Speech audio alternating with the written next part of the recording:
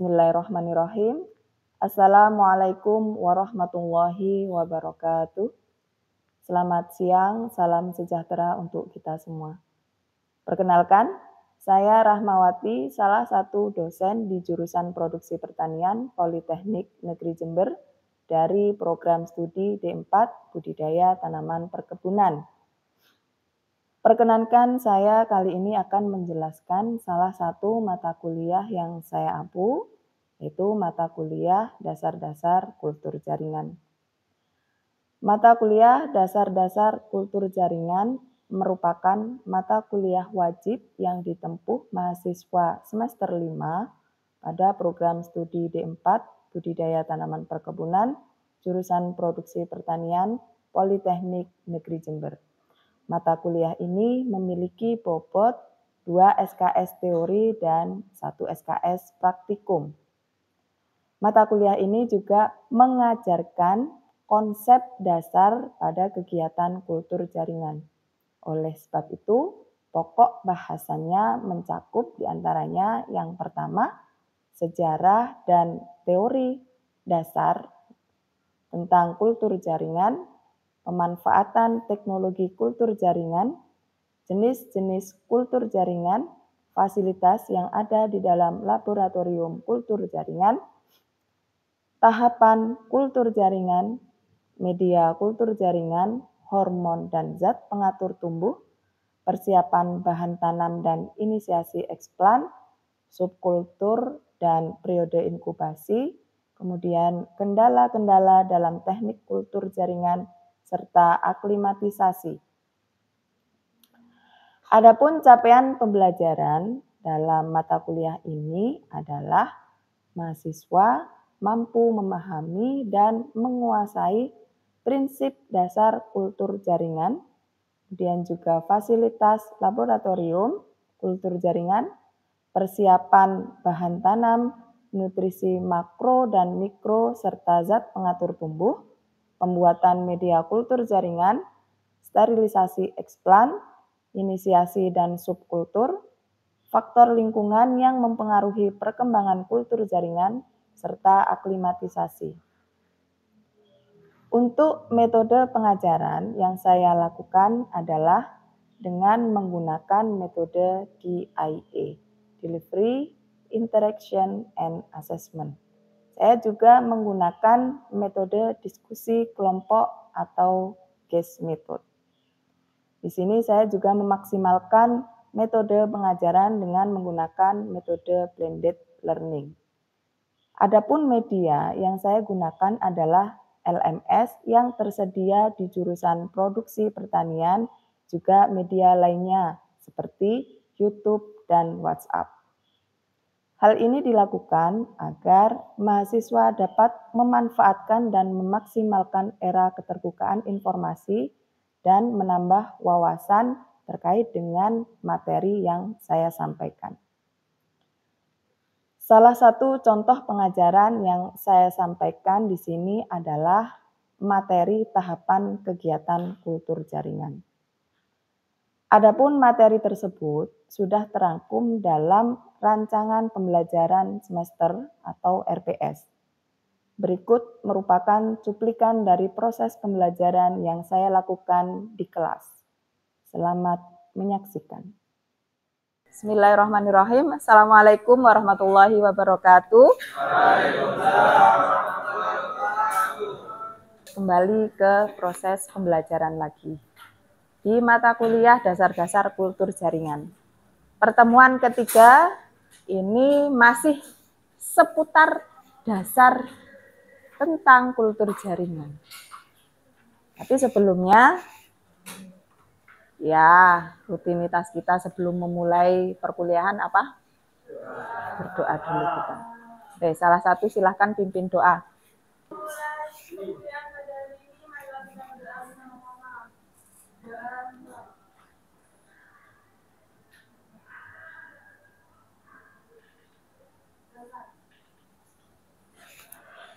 Terima kasih. Oke, sekarang kita belajar tentang tahapan pada kegiatan kultur jaringan. 2 saja capaian pembelajaran untuk kita pada pokok bahasan kali ini. Jadi kalian harus mampu menjelaskan, tapi sebelumnya juga harus paham tentang tahapan pekerjaan pada kegiatan kultur jaringan. Ada apa saja rangkaiannya dari awal sampai akhir, prosesnya bagaimana, konsep itu harus tuntas. Yang kedua, faktor yang mempengaruhi keberhasilan dalam kegiatan kultur jaringan. Yang bisa berhasil itu apa, yang membuat tidak berhasil itu apa, dan kalau tidak berhasil itu bagaimana solusinya, itu juga harus dipelajari. Oke, itu capaiannya. Pada dasarnya, ya kultur jaringan itu hanya ada 4 kegiatan besar. 4 ini nanti akan saya jelaskan masing-masingnya. Ada tahap pertama yaitu tahap persiapan, kemudian ada pembuatan media, setelah itu ada tahapan inokulasi eksplan dan subkultur, kemudian juga ada aklimatisasi. 3 tahapan ini adalah tahapan utama kegiatan kultur jaringan. Biasanya di dalam kegiatan kultur jaringan bisa di stop sampai sini pun bisa, tanpa dilakukan aklimatisasi. Tetapi ada beberapa tujuan ketika kita ingin mendapatkan bibit gitu, yang siap tanam di lapang, maka kegiatan aklimatisasi ini diperlukan. Jadi ini adalah kegiatan opsional pada tahapan kultur jaringan. Kemudian tahapan dalam kultur jaringan yang pertama adalah pembuatan media, inisiasi, sterilisasi, multiplikasi, pengakaran, dan aklimatisasi. Persiapan di mana? Ya. Tahap persiapan itu adalah di sini. 1, 2, 3. Jadi ketika pembuatan media, medianya mau apa? Medianya bisa menggunakan MS, VW, Gumboard, tergantung tanaman yang akan kalian kulturkan.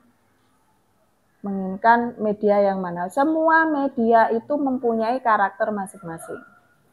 Bisa kalian pelajari di komposisinya.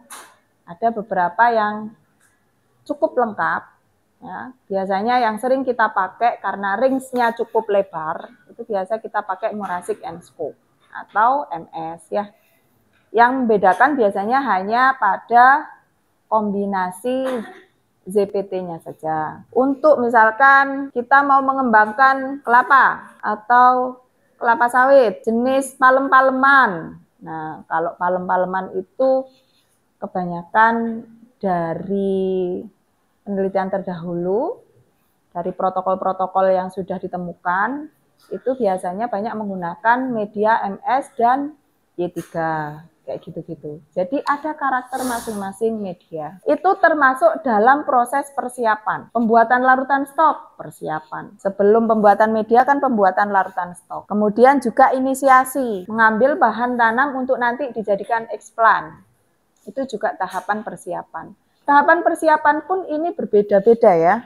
Tergantung karakter bahan tanam yang kita siapkan. Misalkan bahan tanam yang kita siapkan itu dari lapang, dari tanaman yang terpapar misalkan. Jadi harus kita isolasi dulu. Kita masukkan ke dalam greenhouse, kemudian kita treatment selama 1-2 minggu dengan dikasih penyemprotan fungisida, bakterisida, sebelum nantinya dia bisa kita ambil bagian-bagian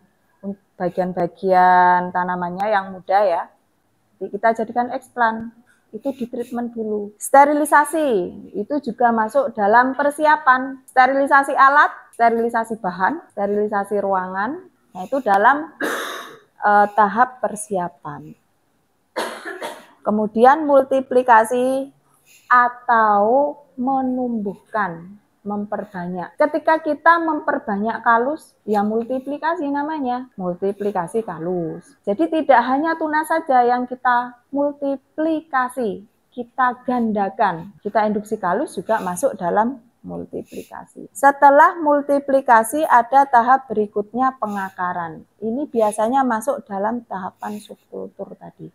Tahapan yang kedua tadi apa? Inokulasi dan subkultur kan ya. Jadi dua tahapan ini masuk.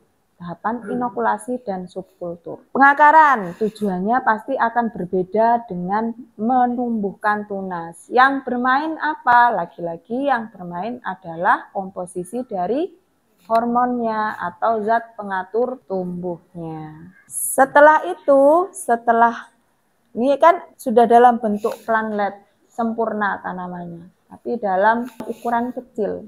Sudah ada daun, sudah bisa berfotosintesis, sudah juga ada batang dan akar, maka bisa disebut sebagai planlet. Kalau bibit itu ketika dari planlet diproses aklimatisasi, ya ada fase transisi di situ, penyesuaian, adaptasi dengan lingkungan dari yang awalnya di dalam botol, dia beradaptasi ke lingkungan luar, ke ex vitro. Yang awalnya mungkin di dalam botol itu karakternya itu bagaimana sih biasanya planlet? Stomatanya itu biasanya membuka menutupnya itu kurang fleksibel. Jumlah stomatanya tidak sebanyak dengan jumlah stomata yang ada di tanaman luar. Nah, kondisi-kondisi seperti itulah maka diperlukan aklim di sini, penyesuaian diri. Tidak boleh serta-merta kita keluarkan, kita cuci bersih, langsung kita tanam di lapang.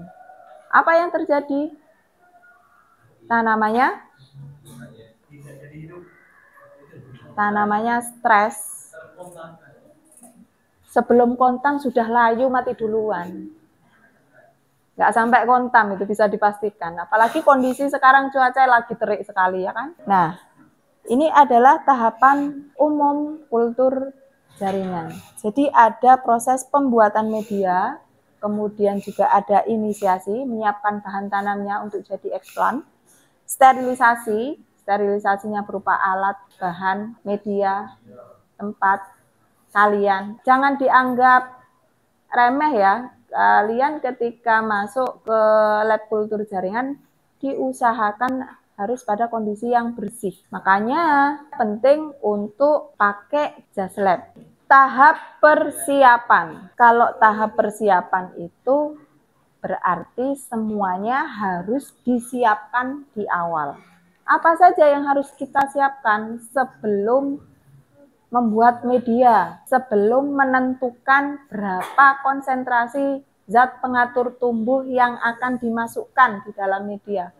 Sebelum itu jauh-jauh hari maka kita harus siapkan dulu alatnya, bahannya, kemudian juga medianya dengan sterilisasi. Itu biasanya kalau yang sering kita pakai di sini pakai sterilisasi basah ya. Pakai autoclave dengan suhu 121 dengan tekanan 1,5 atmosfer ya minimal 20 menit lah. Biasanya kalian pakai 30 menit biasanya. Tapi 20 menit pun is okay, sebenarnya sudah bisa. Yang kedua, pembuatan media. Nanti saya pertemuan minggu depan kita belajar lebih detail tentang pembuatan media. Ini secara garis besar saja. Jadi media yang digunakan pada kultur jaringan itu sangat bervariasi tergantung dari tujuan kalian mengkulturkan tanaman ini. Tujuannya mau kemana? Mau ke kalus, atau mau induksi tunas, atau mau kultur anter, embrio, macam-macam. Jadi semuanya disesuaikan dengan tujuan. Nah ini yang biasa kita kenal ya, selama ini yang biasa digunakan. Ada MS, ada VW, Gambok, oh ya Y3 juga. Kemudian, nah ini adalah contoh dari apa ini? Obat antibiotik. Ya, ini adalah contoh media kultur jaringan yang instan. Oke, tahap yang ketiga adalah inokulasi, eksplan, dan subkultur. Belum masuk ke sini ada yang ditanyakan? Eksplan apa eksplan?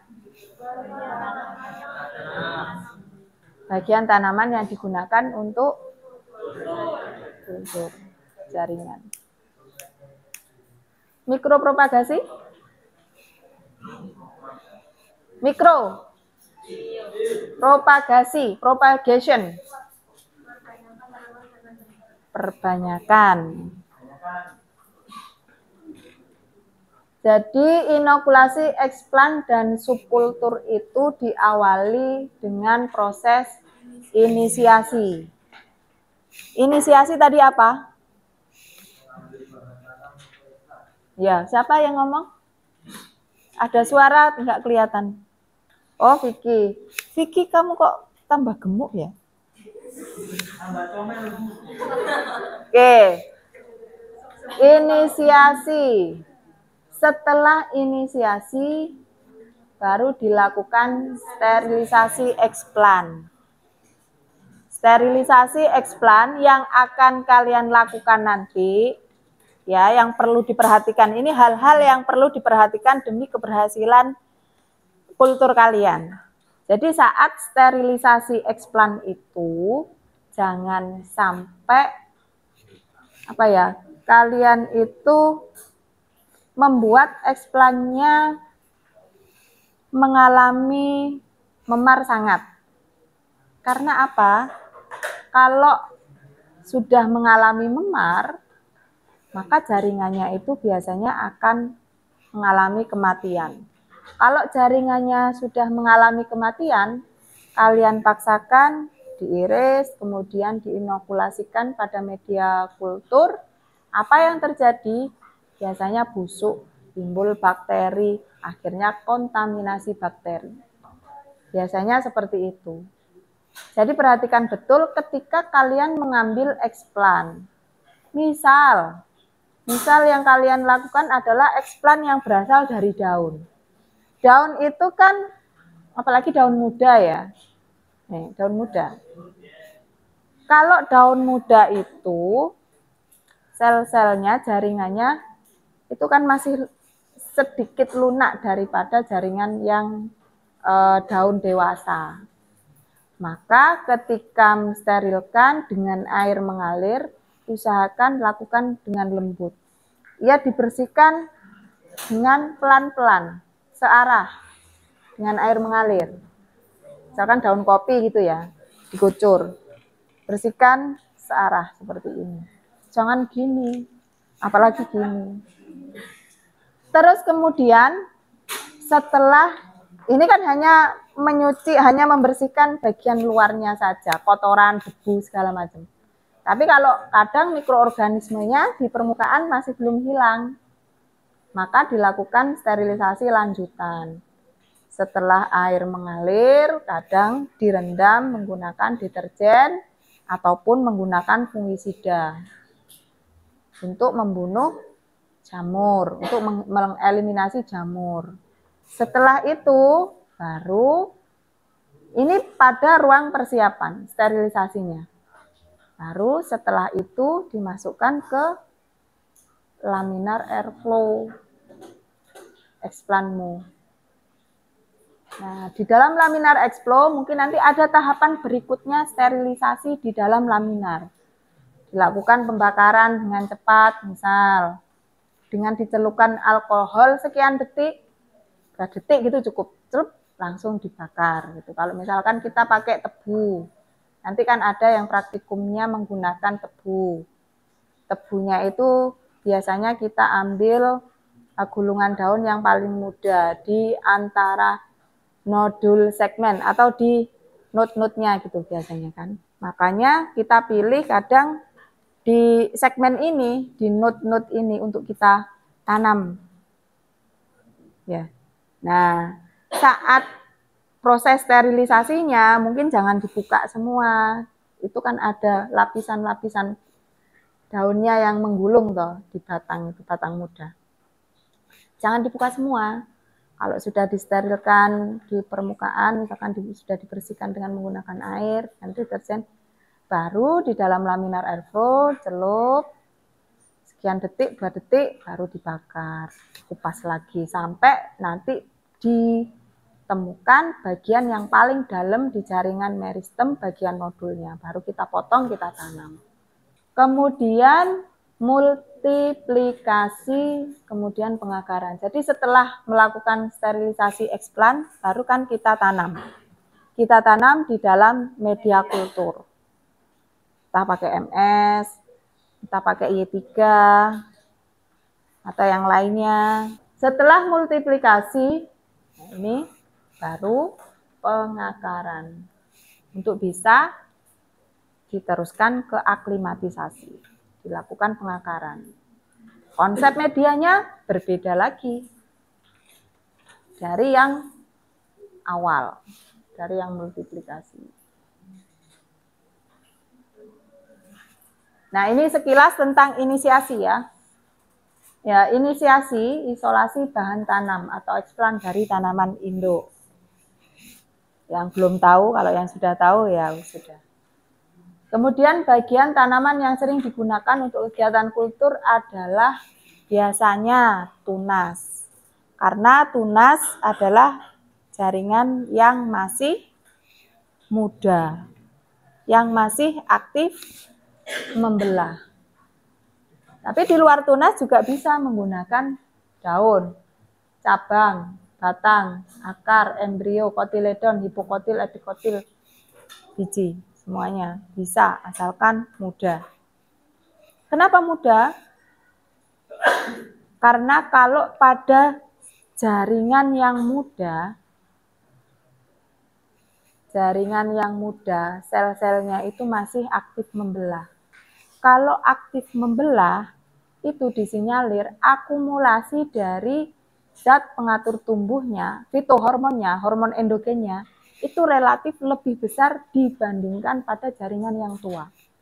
Sehingga apa? Sehingga ketika kita kulturkan di dalam botol kultur yang sudah lengkap nutrisinya, maka dia cepat responnya. Karena sudah ada hormon endogen di dalam. Jaringan tua ya bisa, tapi mungkin lebih lama, butuh waktu lebih lama. Oke, ini isolasi bahan tanamnya atau eksplan.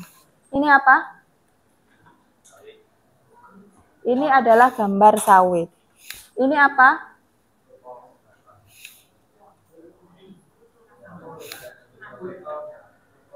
Ini kan ada kode ya.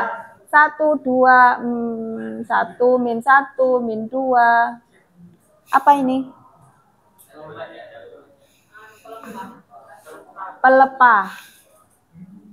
Mana yang kita ambil untuk kita jadikan eksplan kalau sawit? Ya, ini ya. Paling mudah. Yang paling terlindungi.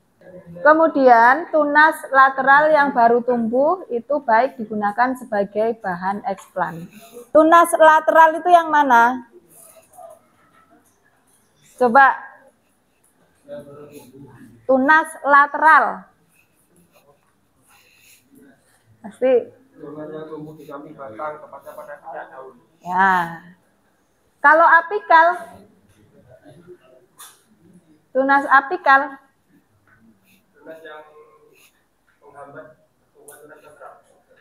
Tunas apikal ya di ujung, kan apikal di pucuk. Ya, wes untuk mengingat lagi morfologi tanaman kalian biar ingat lagi. Sterilisasi eksplan, ya, bahan tanam yang dipilih dipotong dengan ukuran lebih kecil.